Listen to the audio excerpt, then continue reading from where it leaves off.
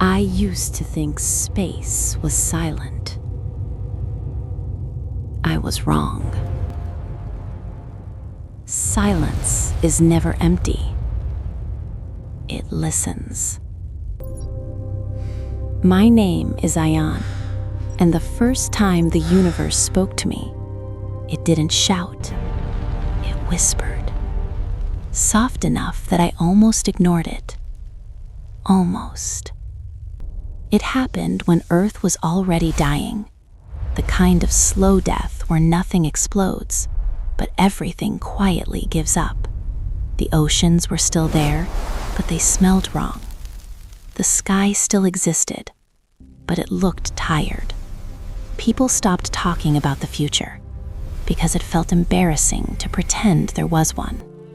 I worked alone, monitoring deep space noise. Static, radiation echoes, dead stars screaming in frequencies no one cared about anymore. Then, buried under all of that, I heard something that didn't belong. Ion. At first, I laughed. When you're alone long enough, your brain plays tricks. But the voice came back. Same tone, same calm certainty, like it had always known I'd be listening. Ion, you found us. I reported it. Humanity was desperate enough to listen. Weeks later, they sent me away from a planet that no longer felt like home. One ship, one body, one voice guiding me into the dark. Space stretched time in ways I still don't understand. Days blurred. Stars passed like memories I never lived. And then the voice changed. It didn't call anymore. It waited. When I arrived, the planet was already watching me. It hid behind a dying star, wrapped in shadows, pretending to be nothing. But the moment I crossed into its gravity, my ship screamed with impossible readings.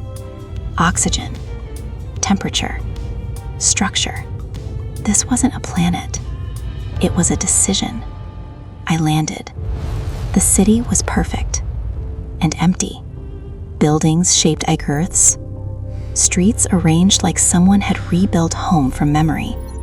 No damage, no decay, just absence, the kind that feels intentional.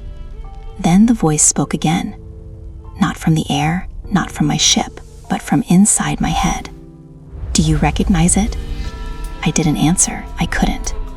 Because I did recognize it. Not from maps, from dreams, from that strange feeling you get when something feels familiar for reasons you can't explain. At the center of the city, a tower waited. It opened the moment I reached it, like my arrival had already happened once before. Inside, light folded into shapes that hurt to look at. And then the truth arrived. Not as words, but as understanding. This world was a copy, not of Earth, of humanity, a backup, created by something that watched us rise and fall in other timelines. Something that learned one thing very well. Humans destroy their first home, always. So they made a second one. But a world like this needs a key, a mind, a voice it can synchronize with. Someone who listens when the universe whispers instead of screams. Me. When I touched the core, the planet woke up. Skies formed. Water moved. Life prepared itself like it had been holding its breath. I thought I had saved us. That's when the planet asked its final question. Which version of you should rule? Behind me, footsteps echoed. Slow. Familiar. I turned.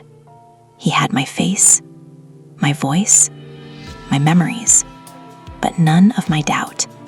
He was what the planet remembered me as. The version without hesitation, without fear, without mercy. I was here first, he said. You just arrived last. That's when I understood.